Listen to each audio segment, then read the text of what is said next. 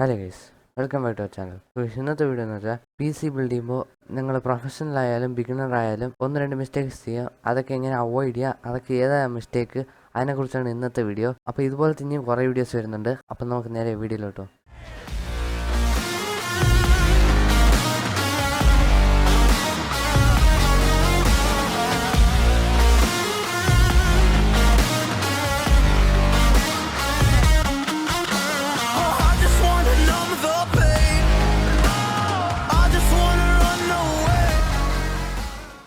അപ്പോൾ ആദ്യത്തെ mistake, choosing the right parts. നിങ്ങൾ PC ബിൽഡ് ചെയ്യുന്നതിന് മുമ്പേ നിങ്ങളുടെ PC കോമ്പണൻസിനെ കുറിച്ച് ഒരു ഐഡിയ വേണം. പിന്നെ നിങ്ങൾ പ്രോസസർ നല്ല ഹൈ എൻഡ് ആയിട്ടും പവർഫുൾ ആയിട്ടും പ്രൈസ് കൂടിയത് എടുത്തിട്ട് ഗെയിം കളിക്കുമ്പോൾ വലിയ FPS ഒന്നും കിട്ടിയില്ലെങ്കിൽ അതിൻ്റെ റീസൺ നിങ്ങൾ ഗ്രാഫിക്സ് കാർഡിൻ്റെ പ്രൈസ് കുറച്ചാണ്. ഇപ്പോൾ നിങ്ങളൊരു 50K പ്രോസസർ എടുത്തെങ്കിൽ അതിന് പറ്റുന്ന ഗ്രാഫിക്സ് കാർഡ് വേണം, എന്നാലേ നിങ്ങൾക്ക് FPS കിട്ടുള്ളൂ. ഇതിൻ്റെ പേരാണ് CPU ബോട്ടിൽനെക്ക്. പിന്നെ GPU ബോട്ടിൽനെക്ക് ഉണ്ട്. നിങ്ങൾ ഗ്രാഫിക്സ് കാർഡ് നല്ല ഹൈ എൻഡ് ആയിട്ട് എടുത്തിട്ട് പ്രോസസർ ലോ എൻഡ് ആയിട്ട് എടുത്തെങ്കിൽ അപ്പോൾ നിങ്ങൾക്ക് ആ ഗ്രാഫിക്സ് കാർഡിന് ഫുൾ പെർഫോമൻസ് കിട്ടില്ല. അപ്പോൾ നിങ്ങൾ പ്രോസസ്സറും ഗ്രാഫിക്സ് കാർഡും ഈക്വൽ ആയിട്ടിരിക്കണം, രണ്ട് ബാലൻസ്ഡ് ആയിട്ട് ചൂസ് ചെയ്യുക. പിന്നെ ഒരു ഗെയിം വർക്കാവാൻ CPU ആൻഡ് GPU രണ്ടും കമ്പൈൻ ചെയ്ത് വർക്കാവണം, എന്നാലേ നിങ്ങൾക്ക് ഒരു ഗെയിം പെർഫെക്റ്റ് ആയിട്ട് വർക്കാവുള്ളൂ. പിന്നെ നിങ്ങളുടെ ബഡ്ജറ്റ് നിങ്ങൾ കാൽക്കുലേറ്റ് ചെയ്ത് വെക്കുക. നിങ്ങൾ ഒരു കോമ്പണൻറ്റിന് മാത്രം പ്രൈസ് കൂട്ടി വെച്ചിട്ട് ബാക്കിയുള്ളതിന് കുറച്ച് നിങ്ങൾക്ക് പെർഫോമൻസ് കുറയാൻ ചാൻസ് ഉണ്ട്. കുറേ പേര് ക്യാബിനറ്റിലായിരിക്കും RGB ലൈറ്റിനിങ് ഒക്കെ ഇട്ട് അതിന് 10K ചിലവാക്കിയിട്ട് ബാക്കിയുള്ള കോമ്പണൻസിൻ്റെ പ്രൈസ് കുറയ്ക്കും. അങ്ങനെ ചെയ്താൽ നിങ്ങൾക്ക് വലിയ പെർഫോമൻസ് ഒന്നും കിട്ടില്ല. പിന്നെ നമ്മൾ പൈസ നെസസറി ആയിട്ട് ചിലവ് ചെയ്യണം. ആവശ്യമുള്ളതിന് ആവശ്യമുള്ള പ്രൈസ് കൊടുത്ത് കറക്റ്റായിട്ട് ചിലവ് ചെയ്യണം. നിങ്ങൾ മെയിനായിട്ട് കോൺസെൻട്രേറ്റ് ചെയ്യുന്നത് CPU, GPU പിന്നെ പവർ സപ്ലൈ ആണ്. ഇത് മൂന്നും നിങ്ങൾ പ്രൈമറി ആയിട്ട് കോൺസെൻട്രേറ്റ് ചെയ്ത് നിങ്ങൾ ബഡ്ജറ്റ് ചിലവാക്കണം. അടുത്ത് നമ്മൾ കൺസിഡർ ചെയ്യേണ്ടത് RAM ആണ്. RAM നിങ്ങൾ മാക്സിമം ഡുവൽ ചാനൽ ഇടാൻ നോക്കുക. അപ്പോൾ നിങ്ങൾ 16GB ഇടുകയാണെങ്കിൽ അത് 2 8GB ആയിട്ട് ഇട്ടെങ്കിൽ സെയിം പ്രൈസ് ആയിരിക്കും. അതേ സമയത്ത് നല്ല സ്പീഡും പെർഫോമൻസും തരും. പിന്നെ നിങ്ങൾ ഫ്യൂച്ചറിൽ അപ്ഗ്രേഡ് ചെയ്യുകയാണെങ്കിൽ 16GB ഇടുക. പിന്നെ RAM മേടിക്കുമ്പോൾ നിങ്ങൾ മാക്സിമം നല്ല ഫ്രീക്വൻസി ഉള്ള RAM മേടിക്കുക. കൂടുതൽ മെഹാറ്റ്സ് ഉള്ള RAM മേടിച്ചാൽ നിങ്ങൾ ഫ്യൂച്ചറിൽ അപ്ഗ്രേഡ് ചെയ്യുമ്പോൾ യൂസ്ഫുൾ ആയിരിക്കും. അപ്പോൾ നിങ്ങൾ നേരത്തെ ലോ ആയിട്ട് മേടിച്ചിട്ട് ഇപ്പോൾ ഹൈ ആയിട്ട് മേടിച്ചെങ്കിൽ രണ്ട് ഈക്വൽ പെർഫോമൻസിൽ റൺ ആവില്ല. നേരത്തെ മേടിച്ചത് സ്ലോ ആണെങ്കിൽ ഇപ്പോൾ നിങ്ങൾ പുതിയ ഇടുന്നത് സ്ലോ ആയിരിക്കും.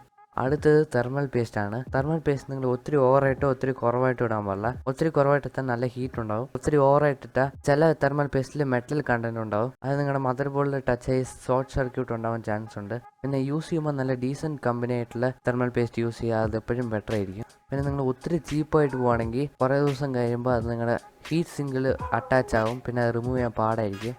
അപ്പോൾ അടുത്ത മിസ്റ്റേക്ക് പവർ സപ്ലൈയിലാണ്. നിങ്ങൾ പ്രോസസ്സറും ഗ്രാഫിക്സ് കാർഡും നല്ല ഹൈ എൻഡ് പോയിട്ട് പവർ സപ്ലൈ ലോ എൻഡ് ആക്കിയാൽ നിങ്ങൾക്ക് ആ കോമ്പണൻറ്റ് അടിച്ചു പോകാൻ ചാൻസ് ഉണ്ട്. പിന്നെ നിങ്ങൾ മേടിക്കുമ്പോൾ ഗോൾഡ് സർട്ടിഫൈഡ് അല്ലെങ്കിൽ സിൽവർ അല്ലെങ്കിൽ ബ്രോൺസ് ഉണ്ടാകും. നിങ്ങൾ മൂന്നിൽ ഏത് വേണമെങ്കിൽ ചൂസ് ചെയ്യാം. നിങ്ങൾക്ക് ബഡ്ജറ്റ് ഉണ്ടെങ്കിൽ നല്ല ഗോൾഡ് ചൂസ് ചെയ്യാം. പിന്നെ പവർ സപ്ലൈയിൽ വാട്ട്സ് കൂടുതലുള്ളത് മേടിച്ചാൽ നിങ്ങൾക്ക് ഫ്യൂച്ചറിൽ പാർട്സ് അപ്ഗ്രേഡ് ചെയ്യുമ്പോൾ യൂസ് ആവും. ഇതിൻ്റെ യൂസ് മെയിനായിട്ട് വരുന്നത് വെച്ചാൽ നിങ്ങൾ ഡെഡിക്കേറ്റഡ് ഗ്രാഫിക്സ് യൂസ് ചെയ്യുമ്പോഴാണ്.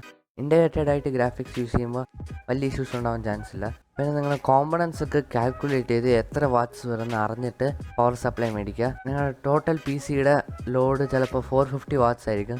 നിങ്ങൾ എടുക്കുന്ന 850 വാട്ട്സ് ആണെങ്കിൽ അത് വർത്തിട്ടല്ല. ഞാൻ ഉദ്ദേശിച്ചതെന്ന് വെച്ചാൽ നിങ്ങൾ നല്ല ഹൈ എൻഡ് ആയിട്ട് പോകുമ്പോൾ പവർ സപ്ലൈയുടെ ആവശ്യം വരും. അപ്പോൾ നിങ്ങൾ ഇൻറ്റഗ്രേറ്റഡ് ഗ്രാഫിക്സ് യൂസ് ചെയ്യുക. ഫ്യൂച്ചറിൽ ഡെഡിക്കേറ്റഡ് ആയിട്ട് high end graphics card upgrade ചെയ്യുകയാണെങ്കിൽ ഇതുപോലെ കുറച്ച് വാട്ട്സ് കൂടിയതായിരിക്കും നല്ലതായിരിക്കും.